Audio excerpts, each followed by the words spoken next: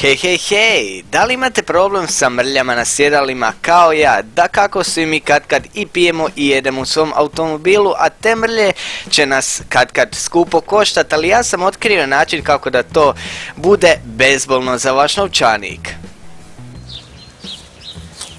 Za čišćenje interijera vozila bit će vam potreban mokrosuvi usisivač. Ja imam ovaj od Enhila i stvarno je odličan. Ako nemate njega, onda uzmite neku suhu krpu ili tako nešto, ili još jednostavnije pitajte nekoga tko ima da vam posudi. Treba će vam alkoholni ocat ili jabučni, nebitno. Treba će vam sredstvo za pranje suđa, oko litar vode u ovako nekoj maloj posudici i jedna spužvica. Dakle, ja sam konkretno uzeo malo manje od litar vode te stavio dosta ovog sredstva za pranja suđa.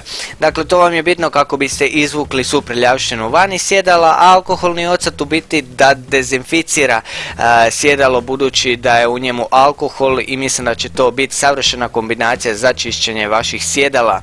Dakako, stavio sam oko 2-3 decina alkoholnog octa, ovisi o količini vode, te uzmete spužicu te to lagano pomiješate. Kad dobijete onako jaku pjenu, to vam je znak da ste spremni za nanošenje sredstva na vaša sjedala. Što se tiče nanošenja sredstva na vaša sjedala, dakle uzmete tu spužvicu i lagano utrljavate u vaše sjedalo. Može vam koristiti i neku malu četku ili četkicu za zube, čak ako imate negdje nekog prljavog konca ili tako neke mrlje od soka. Dakle, što se tiče toga, kao što vidite na slici, ja sam to dobro utrljao, par puta sam išao po istom mjestu, te nakon što to utrljate morate ostaviti barem jedno 10 minuta da se to upije, te uzmete mokrosuvi usisivač i to sve dobro i polako usisavate, dakle da sve izađe van. Na kraju videa ću vam pokazati kakva je zapravo voda izašla iz usisavača. Ako kojim slučajem nemate usisavač, bilo bi najbolje da ga posudite, zato jer sa krpom nećete dobiti tako dobre rezultate kao sa usisivačem.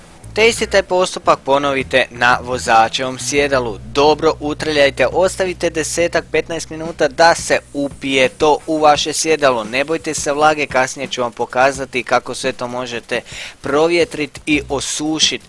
Nakon 10 minuta isto tako usisate te dobit ćete maltene pa suhu podlogu.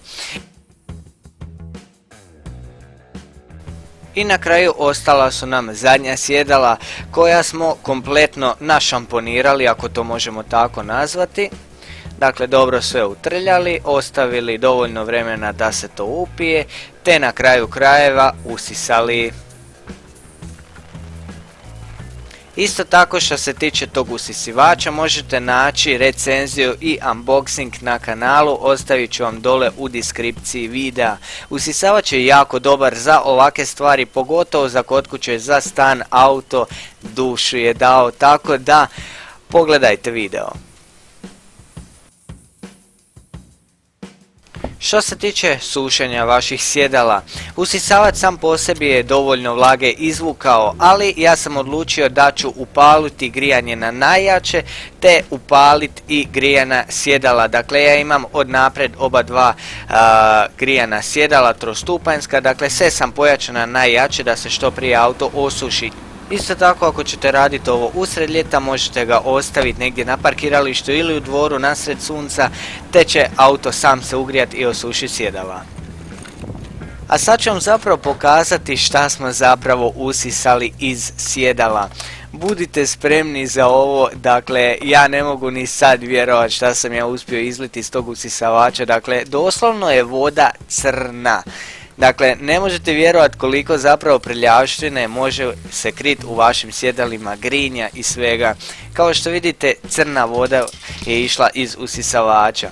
Ovo treba češće raditi, češće čistiti vaša sjedala, zato jer zapravo to je higijena vozila. A u ostalom svaki dan se vozimo u njima. Ljudi moji, nakon 2 sata sušenja sjedala dobili smo perfektna, čista, dezinficirana sjedala. Dakako, osjetit ćete narednih par dana odsad u autu, ali to će sve izaći van i proluftat će se, tako da ne brinite se za to, ali bitno da ste dobili čista i lijepa sjedala, kao iz tvornice. Tako da ako sam pomogao i uštedio novce, lupite taj like, pretplatite se na kanal, podržite me u komentarima, a mi se vidimo u nekom od sljedećih videa. Lijep pozdrav ljudi moji!